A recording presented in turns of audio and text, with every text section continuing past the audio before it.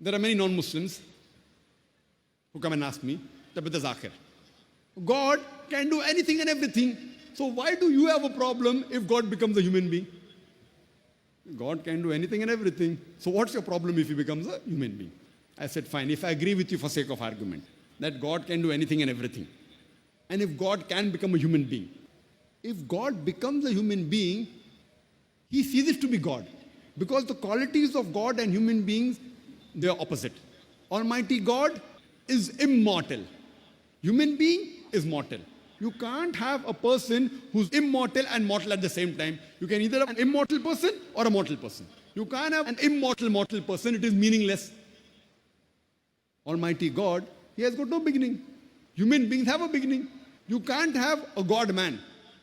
A person having a beginning and no beginning at the same time, it is meaningless. Almighty God has got no end. Human beings have an end. You can't have a person who has an end and no end at the same time. It is meaningless. It's like me telling you, I saw a tall, short man. I can either see a tall man or a short man. I can see a medium man. I can't see a tall, short man. It's meaningless.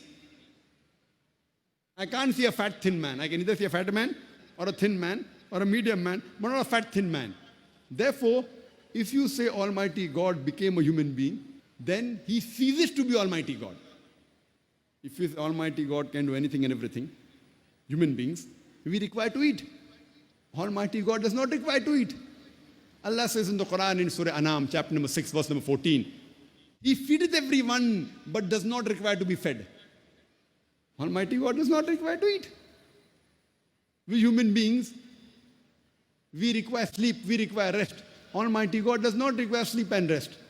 It's mentioned in the Quran in Ayat al-Kursi, Surah Baqarah, chapter number 2, verse number 255. Allahu la ilaha al-hayyul qayyum, la ta'khudhuhu sinatun wa la nawm, lahu ma fi samawati wa ma fil ard. He is Allah, one and only, the absolute, the eternal. No slumber can seize him, nor does he require rest. To him belongs everything in the heaven and the earth. Therefore, if you agree with this argument that Almighty God can do anything and everything, and if Almighty God becomes the human being, you have to agree that he ceases to be God.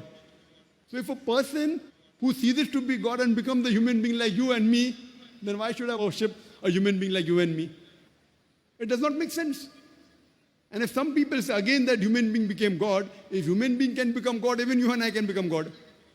So where's the question of human being becoming God? So therefore, this argument that God can do anything and everything, if you go a step further, if God can do anything and everything, God can even tell a lie. But to tell a lie is ungodly. The moment God tells a lie, he ceases to be God. In the same argument, Almighty God, if he wants, he can do injustice. But it is ungodly to do injustice. Allah says in Surah Nisa chapter 4 verse number 40, Allah subhanahu wa ta'ala is never unjust in the least degree. The moment God does injustice, he ceases to be God. In the same argument, if God can do anything and everything, Almighty God, if he wants, he can forget. But to forget is ungodly. Allah says in Surah Taha chapter number 20 verse 52, Allah subhanahu wa ta'ala never forgets. The moment Almighty God forgets, then he ceases to be God. If you agree with the same argument, God can do anything and everything, Almighty God can make a mistake.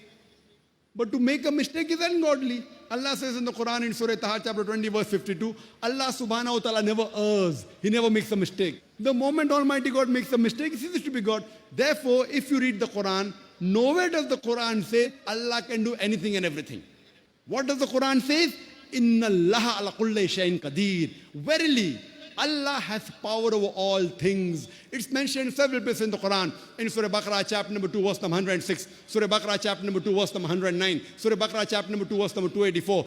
In Surah Al-Imran chapter number 3 verse 29. In Surah Nahl chapter number 16 verse 77. In Surah Fatir chapter number 35 verse number 1. Allah says, Inna Allah ala kulli shay'in qadir. For verily, Allah has power over all things. And Allah says in Surah Buruj, chapter number 85, verse number 16, that Allah is the doer of all he intends. Whatever he intends, he can do. So he does not intend doing ungodly things like telling a lie, like making a mistake, like forgetting, like doing injustice, like becoming a human being. So the Quran says, Inna Allah ala kulli shayin qadir. For verily, Allah has power over all things. Allah can do whatever He intends, but He does not intend doing ungodly things like making a mistake, like forgetting, like doing injustice, like becoming a human being. That's the reason Almighty God will not become a human being.